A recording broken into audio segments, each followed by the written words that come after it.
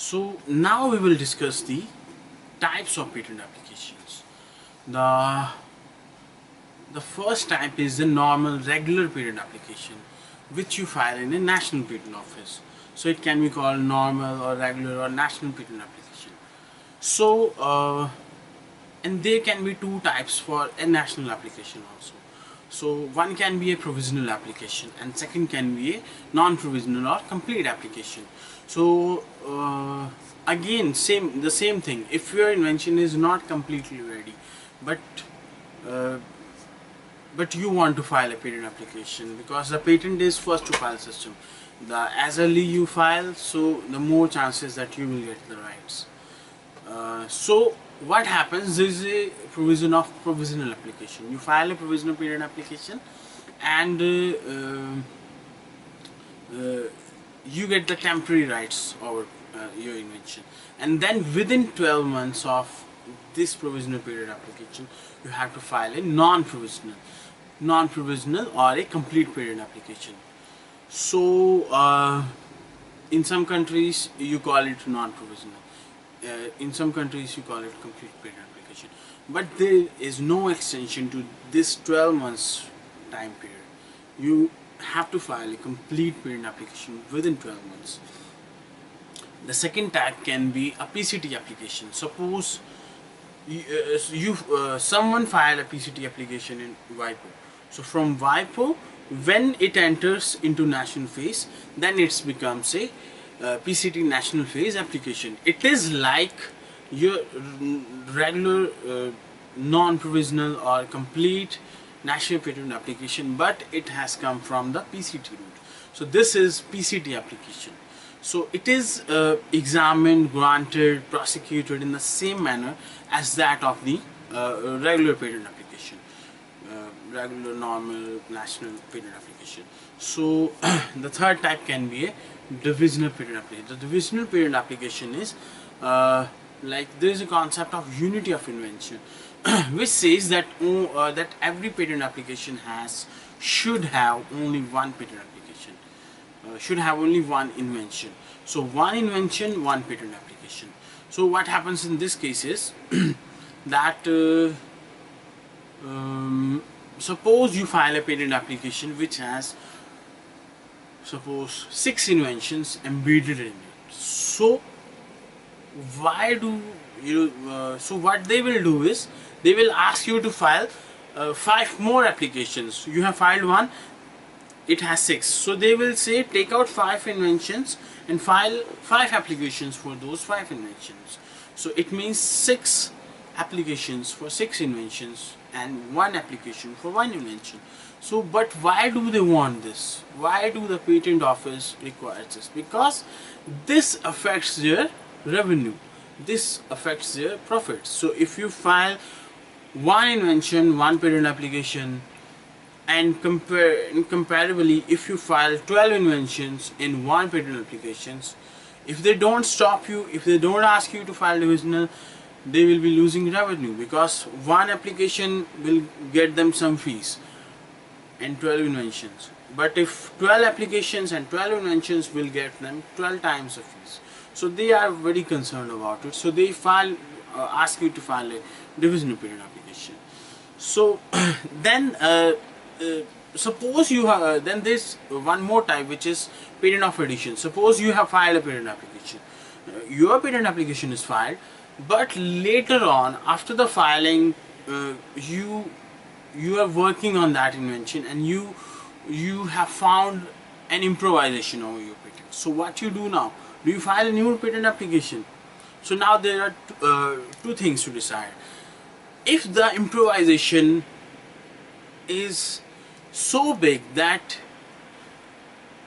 it can justify another inventive step, another novelty test, it can pass those tests, then you can file a new patent application. But the improvisation is not a very big improvisation, but a small improvisation, a minor improvisation, but still it's important for you. So then you file a patent of addition. So patent of addition is dependent on your parent patent on which the improvisation is based. So it retains the same filing and priority date as that of the parent patent.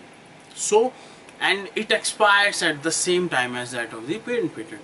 So this is patent of addition. So in USA, in US patent law, there are like two more types. One is continuation and another is continuation in part, CIP. So in continuation application, suppose your patent gets rejected in USPTO, or your patent gets allowed in USPTO. So, or you get partial allowance, partial rejection. So in any case, if you think you can get more claims, you deserve more claims, so you can file a continuation application, which is like you file the same patent application with some more claims, taking priority of the patent application in the US Patent Office. So this is like continuation application. So this so in continuation you file the same patent application. In continuation in part, you add some subject matter in the specification. So now you have new claims, a somewhat modified specification, and this is called continuation in part, CIP application. So after this, now we will discuss the patent life cycle. So what happens when you suppose the first what happens in the complete life cycle of a patent? So first till last.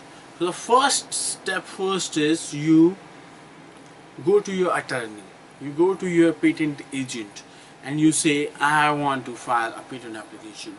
You tell your attorney about the invention.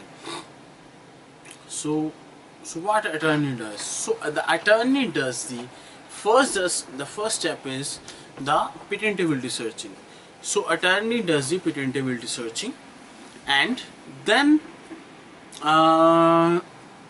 there are two possibilities. The first possibility is that the attorney or agent or the company that you hired, they did the search and they found out that your invention is new, is very novel, very inventive, and capable of getting a patent protection.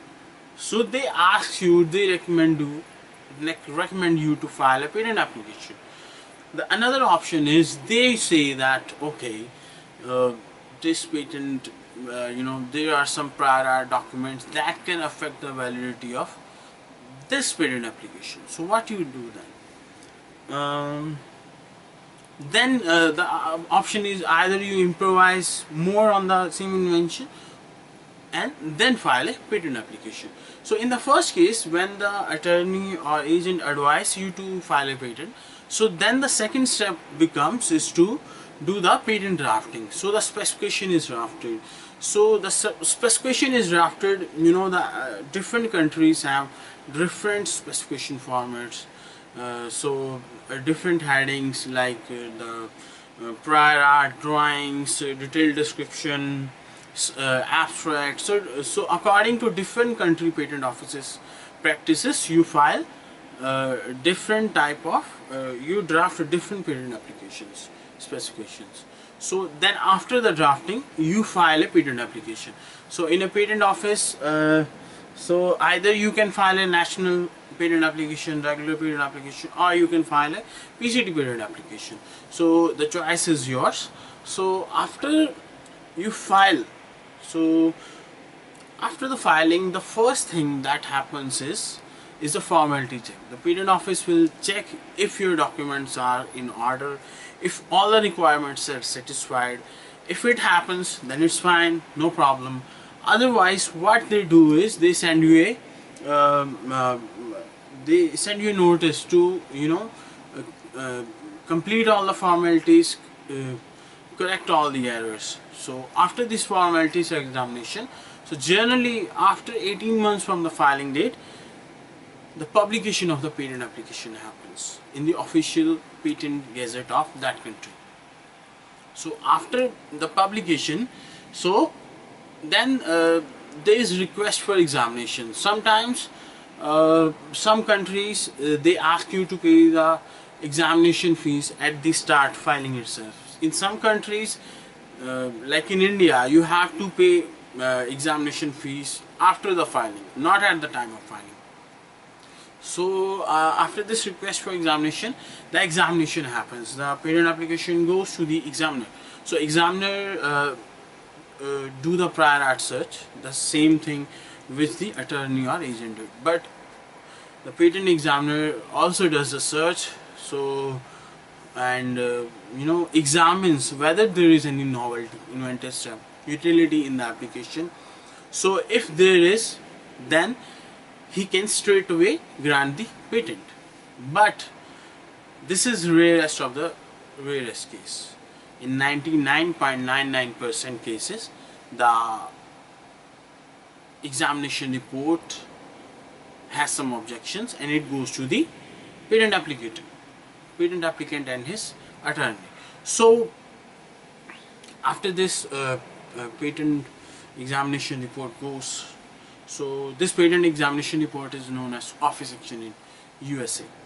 So then the attorney or the applicant himself can reply to the examination report. So after the examination report reply, so sometimes there can be second examination report or second office action. So then you have to reply again. Then sometimes there can be third office action report. Then you have to reply to third office action. So similarly, at the end, the examiner decides the fate of the application. So the examiner may say that okay, all the claims are granted. Suppose you filed 14 claims. So he may say all the 14 claims are granted. Or the second case is he may say all the 14 claims are rejected. And then there can be partial approval, partial grant and partial rejection. He may say like 6 claims are accepted, 8 are rejected out of 14 claims. Or 12 are accepted, 2 claims are rejected. So these 3 possibilities are there. So if there is a grant, then you have to sometimes you have to pay the grant fees, and then every year after the patent is granted, you have to pay the maintenance fees or renewal fees or annuities. So every year, to maintain your patent in the patent office, you have to pay some fees to the patent office. Or so, but how long this patent fees is to be paid? The patent fees is to be paid only until the life of the patent. The life of the patent is generally 20 years from the application filing date. So until 20 years you have to pay the maintenance fees.